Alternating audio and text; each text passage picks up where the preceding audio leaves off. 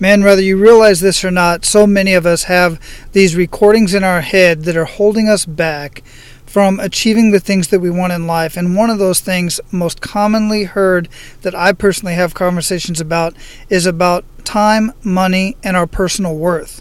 These recordings come from our past experiences, either in the home, in the school, in the church, in the clubs that you've been a part of over the years, and just about anything else.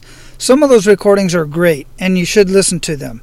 But many of those recordings, if you feel that you're being held back in whatever part of your life that you want to excel in, family, faith, finances, fitness, relationships, you name it, if you know that you're being held back in any one of those parts, you have to take a personal inventory of those recordings that are holding you back.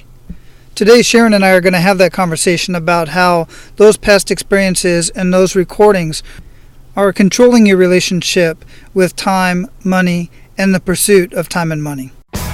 Welcome to Men of Abundance, the podcast for those looking to level up their lives by hanging out with some of the greatest leaders and established professionals in our community, living a life of integrity, honor, and the abundance mentality. Prepare to pay it forward with your host, former Army medic turned lifestyle entrepreneur, Wally Carmichael.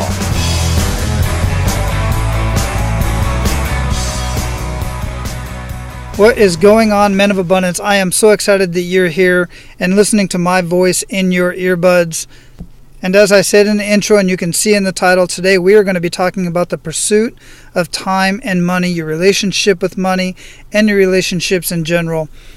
I am absolutely positive that you're going to get a lot out of this conversation. And I'm equally sure that you're going to get excited enough that you're going to want to share this conversation with other men in your community and in your circles. There are so many ways to do that, but one of the quickest ways to do so is to share directly from whatever podcast player it is that you're listening to.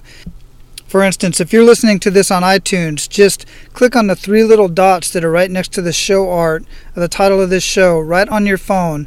A drop down will come down, and at the very bottom it says share this episode. And you can share it with a text message, email, Facebook message, you name it. You can share it however you like. Regardless of how and where you share it, I truly, truly appreciate that, because that right there is getting the word out about Men of Abundance. And as of today, 100 episodes, actually 102 episodes in just over a year, I have done zero marketing. I have paid no money to get to where we're at today. It's all been word of mouth, thanks to you. So continue doing what you do. Talk about Men of Abundance. Share it however you like. That's how the men who truly need these messages get to hear these conversations and benefit from them. Now, let me introduce you to our featured guest today. This is an exciting one. Sharon Spano has a PhD in Human and Organizational Systems. She is an author, corporate business strategist, workforce expert, professional speaker, and former radio host of Work Smart Live. Sharon empowers business leaders and entrepreneurs to maximize performance, improve employee engagement, and increase bottom-line results. But guys, don't think this is just about entrepreneurs and business owners. It is not. It is for every single one of you. She is also a certified professional integral coach dedicated to helping others adopt new paradigms about time and money so that they can step into the radical abundance. I love that, radical abundance. And we have that conversation about what that is. And help them step into radical abundance in every area of their lives. Her research focuses on wisdom, adult development, and leadership. Her work and her book, The Pursuit of Time and Money, Step into Radical Abundance and Discover the Secret of a Meaningful, Prosperous Life, are grounded in research and adult human development. Men of Abundance, it is my honor to introduce you to Dr. Sharon Spano. Sharon, welcome to Men of Abundance. How are you doing? I'm doing great, Wally. Thank you so much for having me. It really is my pleasure. It really is. We were talking here during the pre-show a little bit. I'm just so excited to have you on. When Karen and Tom and them over at Interview Valet, right? They introduced us? Yes. Yeah, they're amazing people. When they introduced me, they asked, well, I didn't realize that you have ladies on your show. And I have had a couple, 3, and then I've had 2 couples as well. And I said, absolutely. We have, us men certainly have so much to learn from women. There's no doubt about that. Well, and vice versa. So it's good to have that open dialogue and get those different perspectives. Indeed, indeed. So when I saw what you were doing and saw what you were up to, and they sent me a preview of your book, it was 100%. I said, I absolutely have to have this conversation with Sharon, either for the show or offline, because you 100% resonate with what I'm doing. I love it. So where are you at in the world today? Oh, well, in terms of physical location, I live in Heathrow, right outside of Orlando, Florida, so I'm enjoying some pretty hot weather right now. If you're asking in terms of where I am emotionally and all the rest of it, I'm in a great space, and I'm sure we'll unravel more about that as we continue the conversation. 100. I've recorded well over 100 interviews at this point. Nobody has ever said where I'm at physically and emotionally. I absolutely love that. That just shows where you're at. It makes it even more important to have this conversation with you. And as we were talking before the show, I am out here in Hawaii, but I tell folks that when I meet in Hawaii or that are in Florida, if my wife and I ever do leave this rock, we've looked at Texas because we've lived in Texas and we have friends in Florida. We like Florida, and we're considering Florida also because my wife's from Panama, and it's so much easier to get to Panama the country, not Panama, Florida, from Florida. So we just like that weather as well. Well, I don't know why anybody would leave Hawaii, but if you do, this is a next good choice. We do have our challenges, but nobody wants to hear them, and nobody will feel sorry for me anyway. So. I hear you. So before we get too much into the show, I love to start the show out the same way I start out every single morning. It really is a huge payoff for me, and that is with an attitude of gratitude. What do you have to be grateful for today, Sharon? Oh, so many things, and it's such a great question. But I think, today particularly, as always, really, I'm just grateful to have my faith, God in the middle of my life and everything that I do, but certainly my work and the many talents and skills that He's blessed me with, and my husband. I've been married forever, and just family and friends and community, and just being an American. I mean, that's a good thing right there. So it's a lot. Yeah, it is a lot. And you certainly do have a lot to be grateful for. And you mentioned your husband. I just love how much we're going to get into your book here in just a minute, and I don't always spend a whole lot of time highlighting a book, but your book just really, really resonates with what we're doing here at Men of Abundance, and you speak very highly of Ralph, your husband, and I just absolutely love that you do that. Well, thank you, because he's really the one who taught me abundance, so I have to give him all the credit. Isn't that funny? I mean, seriously, and this is on a very serious note, and I mentioned this on the show before in the very beginning, and the person that really led me to abundance and showed me how much I have in life, even though I was that guy chasing that six-figure income for many years, and if only I had more money, I could do this, and if only we lived here, we could do this, and if only I didn't have to go to work and do this job every day, I could do that. And my wife just made me realize, in a huge part, she's the one that made me realize just how much abundance I have in my life, and that was about 3 years ago.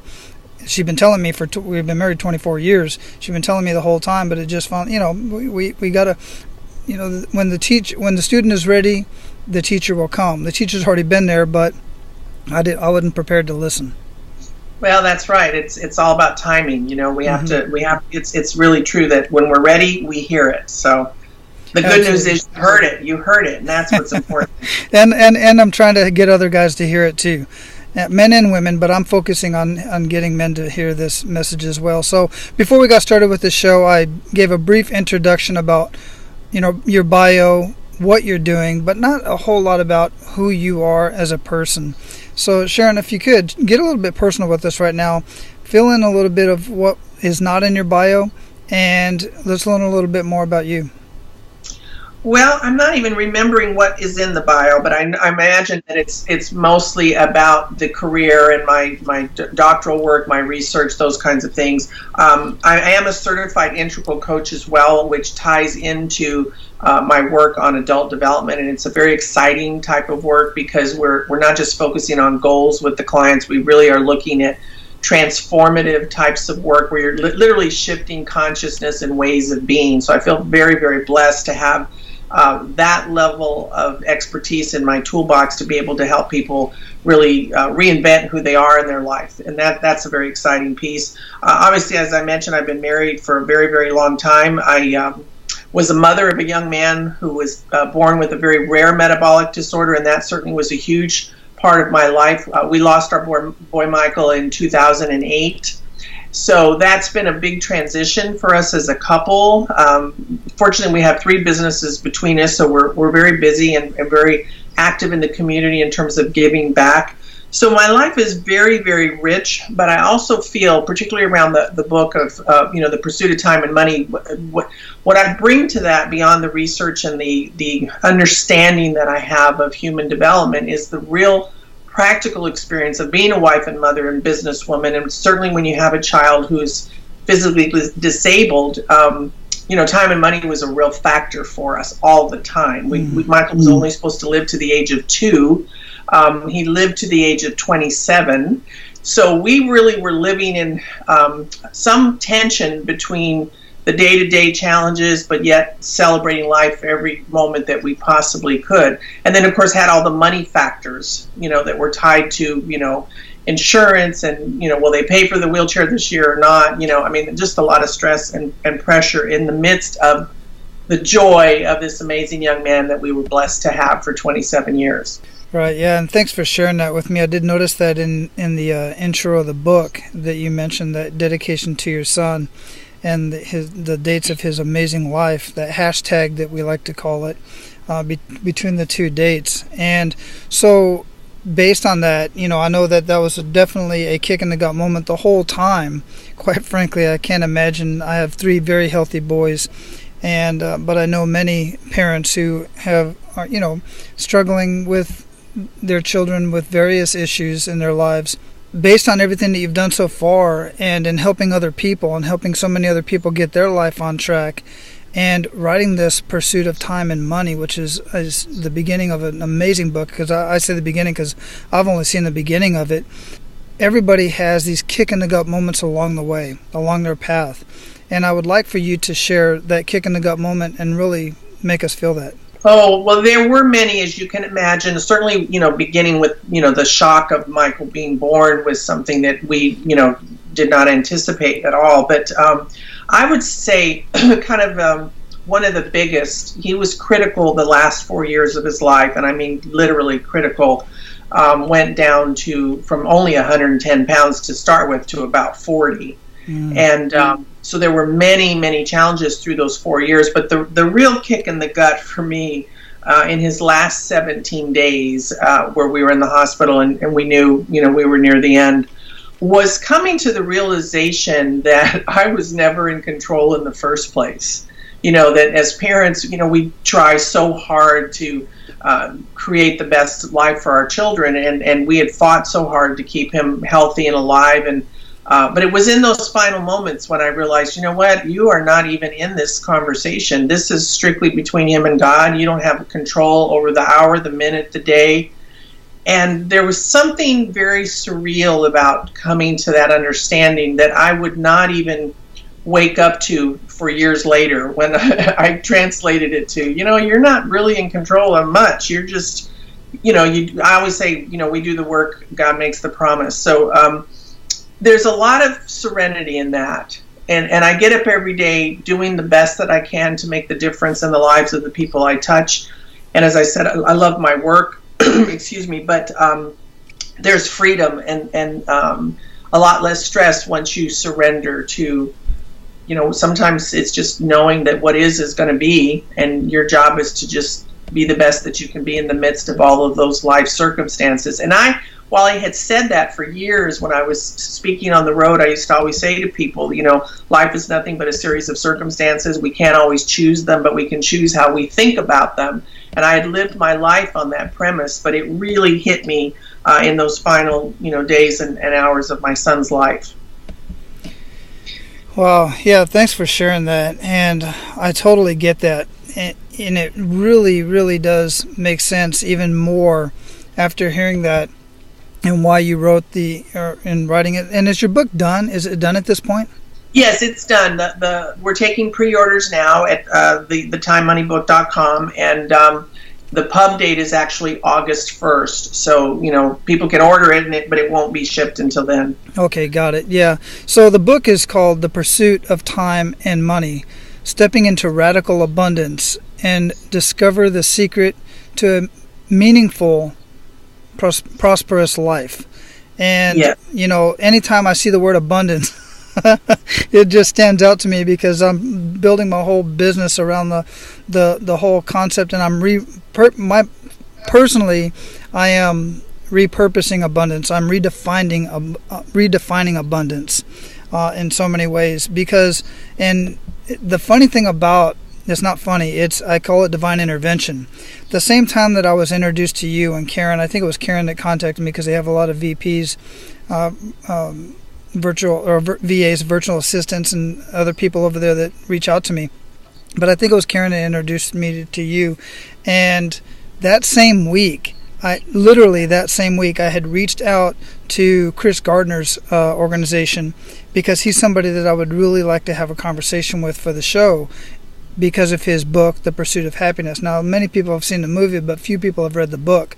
And the book goes much more in depth. And then I get this message, from Karen talking about you, and then she mentions your book. And I was like, you got to be kidding me. So maybe I won't get Chris, but I'll get something even better and get Sharon with The Pursuit of Time and Money, because ultimately the pursuit of happiness is really translated into we want more time and money. And you can look at that however you want. And you in what I've read so far in your book, you're really laying it out there. So I'm definitely going to get a hold of the book. Well, I appreciate that, because I look at time and money as two of the most obvious yet vital resources that we encounter every day. I mean, if you think about it, we make dozens and dozens of decisions, and many of them at a subconscious level, based on what we perceive to be an abundant amount or lack of time and money. And so for me, the time and money conversation is really a way to go deeper into who we are as human beings. And of course, I talk a lot about stewardship in the book, but I'm thinking of abundance and prosperity really as a place to come from, not a place to get to. Mm-hmm. So what I often say to my clients is, we can have limited resources. We can have circumstances, as I said earlier, beyond our control. But when we come from abundance, we really come from a place of knowing that I can create whatever I need. And even beyond that, I think the important piece that I want to stress is the whole idea of how are you accessing and utilizing these resources in the context of your relationships. Because it's just becoming more and more clear to me as I watch so many of us moving so quickly through our day. And often I see parents, for instance, and not as a criticism, but more as just a point of observation, who I had it happen yesterday. I was in a breakfast meeting, and there's a young father with a 6-year-old, I'd say, and the whole hour that they were sitting there having breakfast, he was on his phone while the little boy was just sitting there bored. And so I'm saying, this is a precious time with this little boy, and you're missing it, and maybe it was an isolated moment. I'd like to think so, but I see more and more of that. So abundance to me is about how am I being a good steward of my resources? How am I creating and drawing the best and the most and more resources my way? But then how am I utilizing them in terms of the relationships of my life? Because to me, that really demonstrates how we love. It's the old adage, where your treasure is, there is also your heart. Yeah, that's a very good point. I'm glad that you brought that up with the young man and the father, because when I get home, because I have a full-time job and then I do my podcast and I manage my Men of Abundance Society, the community and everything, and as soon as I get home, my computer stays in the bag, my phone goes on the desk, I turn it upside down, it's almost always on mute anyway. And I leave it alone until about 9:30, 10 o'clock, whenever, summertime now, so we're staying up a little bit later with the kids, watching movies and whatnot. But then they know that when I sit down at my desk, that's work time.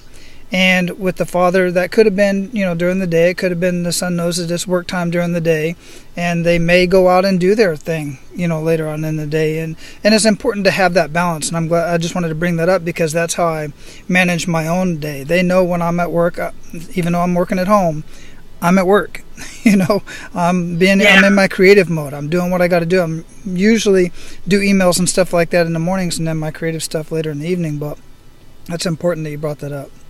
Well, I think it's cool, too, because it shows them and teaches them balance, and it shows them, kind of a wide range of things, but one being, that, Dad works and he has responsibilities, but two, we also have a place in all of that, and there's a time when we come first. And I think I know I didn't certainly always do it perfectly. I had computers and was on my computer a lot when my son was around, but we weren't as crazy about the phones back then. And I think that's what's making a big difference because we have our computers with us everywhere we go all the time.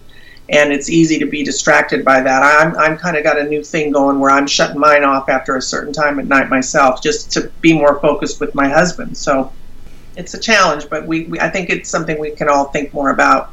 Right, and that's all about those boundaries. So you mentioned in your book a couple times, and it's in your subtitle, Radical Abundance. What is that? Well, it goes to kind of what I was alluding to earlier in my mind is it's about the opportunity to experience a meaningful life of what I'll call joy and prosperity, no matter what is going on in your life. And I certainly learned that during Michael's illness, that it would have been so easy to just get caught up in the negativity of it and what we were losing moment to moment in terms of time, money. I was at that time, I had the biggest client load I had ever had, as luck would have it, And had I known that my son was going to remain critical and eventually pass, I probably would have, bowed out of everything and, just focused on Michael. But you don't know that. You think, well, tomorrow's going to be better, next week is going to be better. So the radical abundance for me is really about creating what you need no matter what is going on in your life, and somehow in the middle of that being okay with the fact that it doesn't always feel good or you're not necessarily getting the results that you want. And that doesn't come easily. I think it comes from developing, in the book I talk about stages of development because that's my world focuses on adult development. We know there are 12 stages of development. We also know that people in the earlier stages have a greater time of difficulty in seeing the future, planning for things, managing time. So I'm interested in helping people develop within those stages what we call the lines of development. There are actually 26 of them. In my work, we focus on 6 lines of development. And so we're really shifting paradigms so that people can think from radical abundance, again, no matter what the circumstances in their life. But even in the middle of those most challenging moments, what is it that I need to do as a person to grow up and into the opportunities around me? Because sometimes it's not only just about changing behavior, but again, it's about changing consciousness and a whole new way of being. I may have to become a whole new person almost in order to experience that radical abundance in my life. And the ultimate component of it for me is the relationship piece. Again, where am I utilizing these resources and what does it say about how I care and love others? So the example I often give, Wally, is I certainly didn't know this as a young child, but looking back, and I actually didn't realize it until I wrote the book, one of the messages that I got from my parents, for example, they were divorced and we were really deposited at my grandmother's home, my father's mother.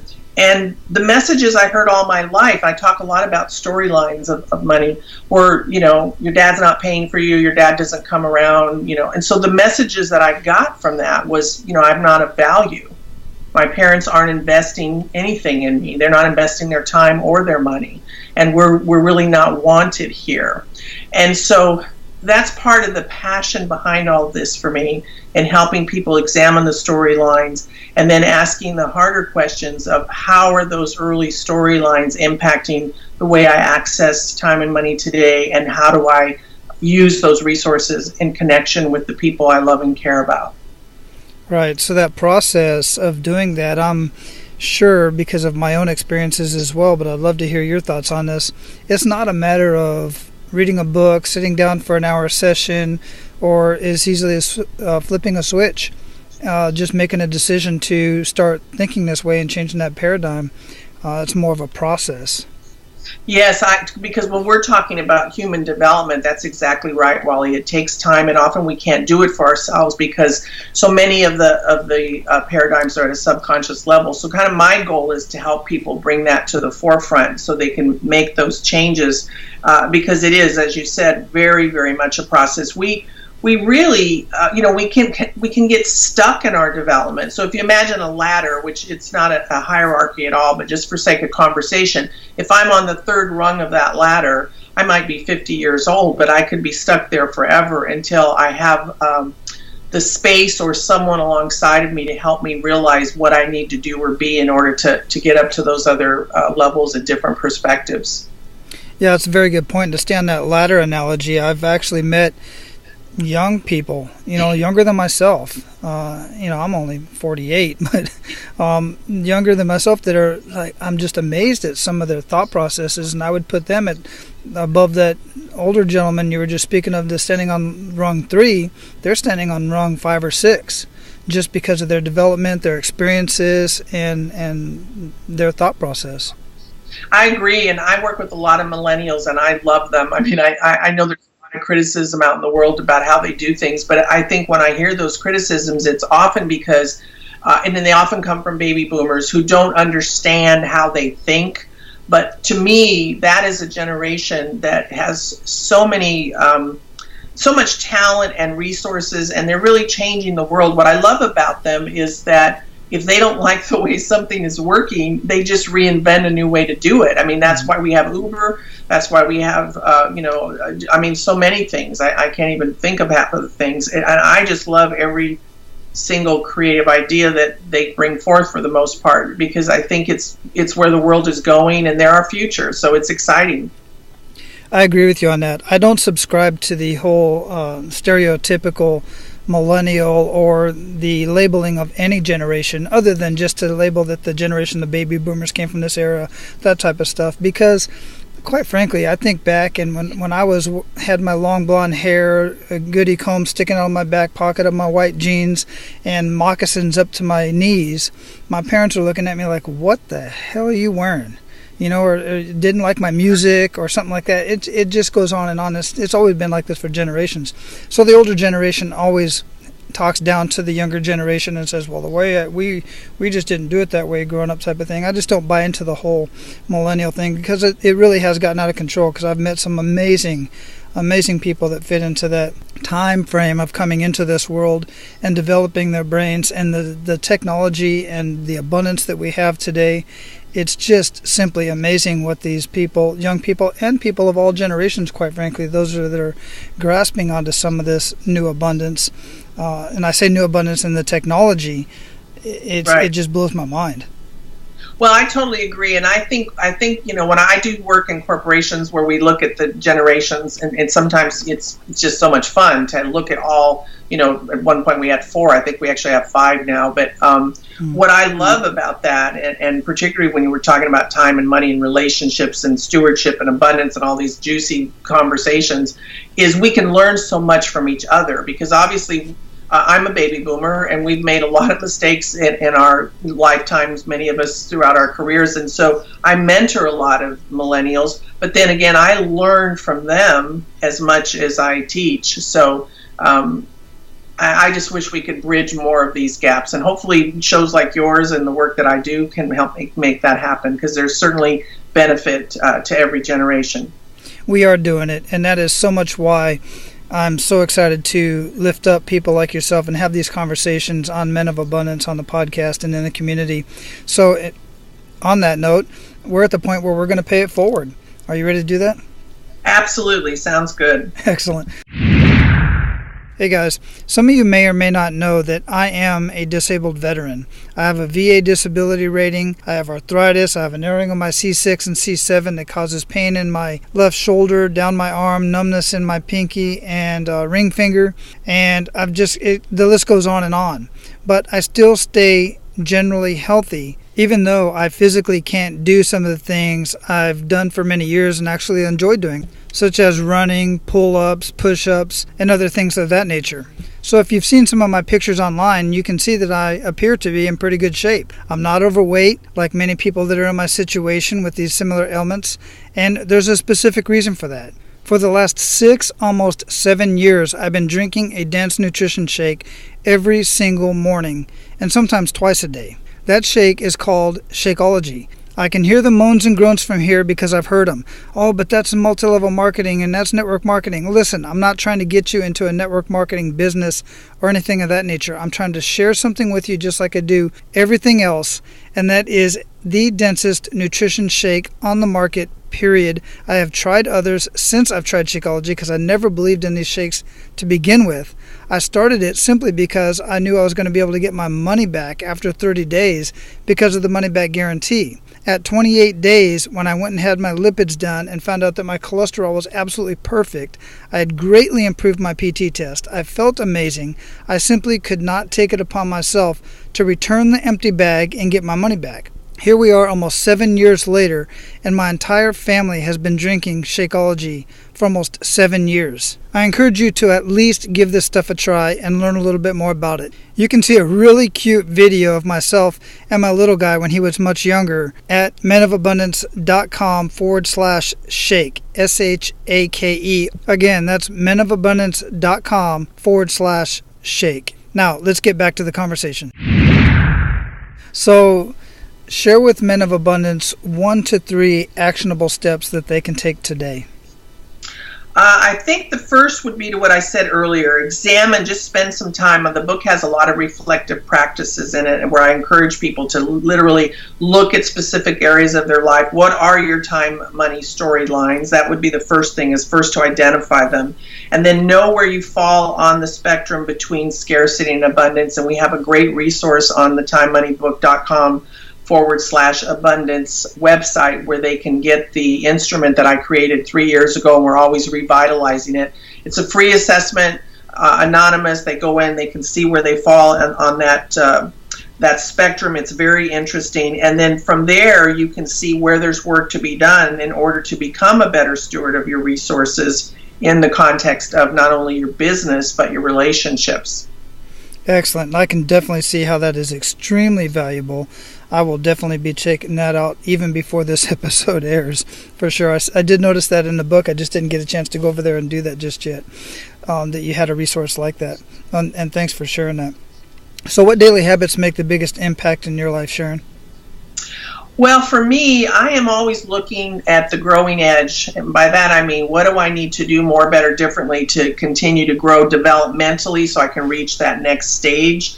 And so it's a disciplined attention to what I referred to earlier in terms of the developmental lines, which the 6 would be cognitive, emotional, spiritual, moral, somatic, and interpersonal. So I'm always looking at, what does Sharon Spano need to do today, this week, this quarter, this year to advance myself in those areas. And the discipline is the main piece. And that can be a lot of different things for different people, but I think having the commitment to it is the first step.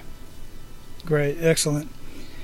What are you reading or listening to now that you would recommend to our abundant leaders, and why?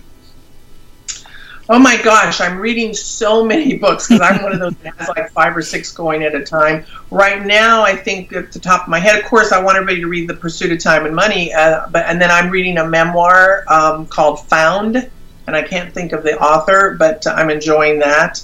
And then one of my favorites for those in business is Reinventing Organizations by Frederick Laloux. Yeah, lots. I literally have, because I have everything on my iPad, so depends on my mood. Yeah, I'm kind of the same way. I'm either reading something digitally, I have something beside my bed that's a physical book, and whenever I'm commuting or otherwise not doing something I have to do with where I can't read, I'm listening to either a podcast or a book. So what do you feel holds most people back from living a true life of true abundance? Well, I think it starts with those storylines. If you had, and I think we all have them to some degree, no matter what your background, we have some limiting belief that came to us in one form or another. And I think it's lack of awareness, I guess, if that's the easiest way to say it. Is I always say to people, with the first moment of awareness comes opportunity for change. So I don't know what I don't know, but if I can observe what's working for and against me in terms of my life and the results that I'm trying to create, if I'm not getting where I want to go, then for me the next question is, what's the blockage there? And if I can't figure it out myself, well, the beauty is we have so many resources online now, therapists, coaches, whatever you need. So I just would say to your listeners, go where you need to go to help someone unblock whatever it is that needs to be unblocked in order for you to wake up into this next great experience of your life, because it's waiting for you. It is, and the thing I always try to point out to people is, unfortunately, sometimes we're not talking to the people that need to hear what we're saying, because they truly do not see something blocking their mind, something blocking them from the abundance. They just don't see it. They don't realize it. And when they do hear it, they think it's some sort of, hocus pocus mumbo jumbo. And the fact is, I've proven time and time again, through people like yourself, through my own experiences, through people that I've personally worked with, that your mindset is truly everything. It really is. And we can just talk for, days about this. Oh, absolutely. I mean, it is everything. I mean, what you believe becomes the reality. So certainly I knew that when my son was born, and if I hadn't figured that out, I don't know that I would have transitioned through his passing as well as I did. But I know it in my business as well. And then, my tagline on my website is maximizing human potential. And that's what I love about what I do, is I kind of feel like I'm the vehicle or the mirror, if you will.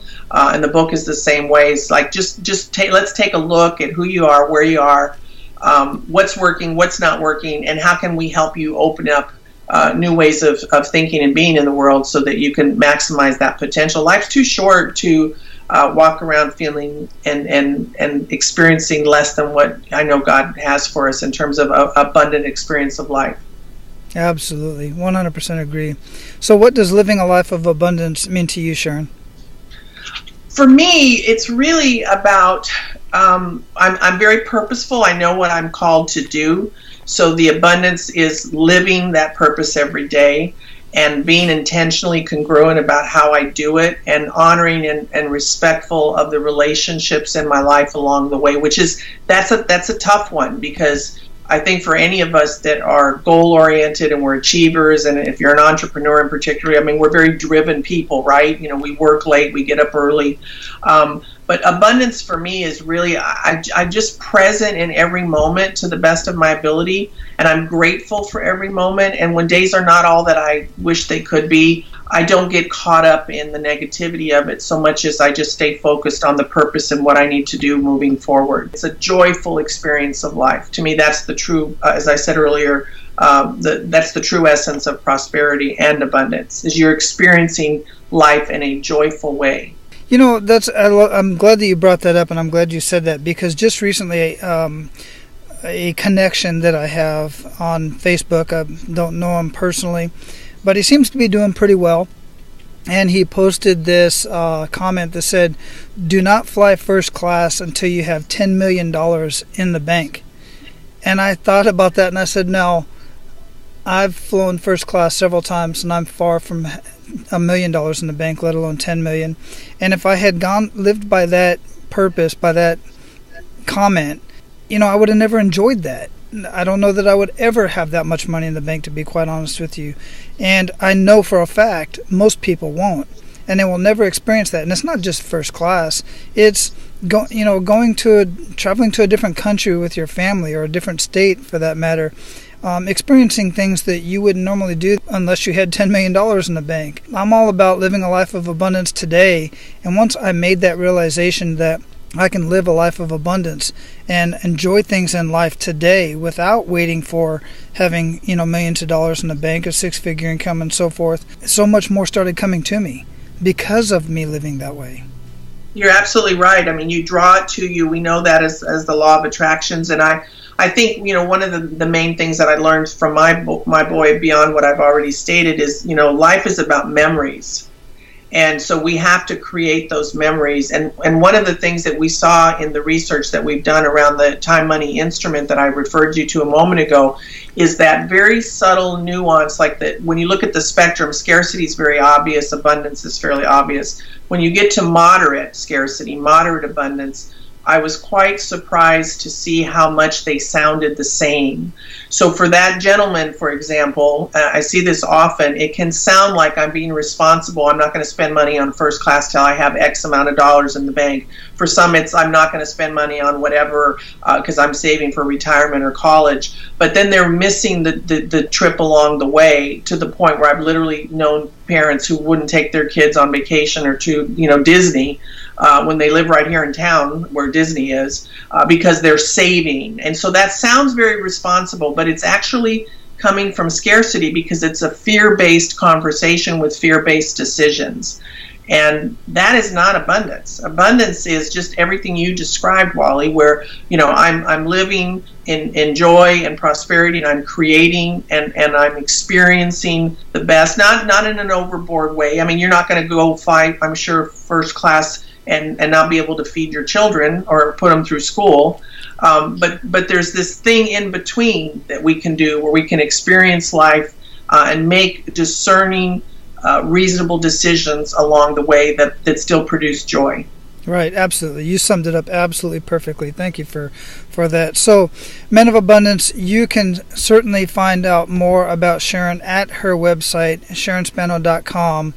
And the last name is spelled Spano. And Sharon, before we let you go here, is there anything that we didn't talk about that you would like to ensure that you share with our abundant leaders? Oh, I just want to encourage them once again to go to theTimeMoneyBook.com and get the resources, order the book, and just thank you so much, Wally, for the opportunity. I loved having this time to talk with you.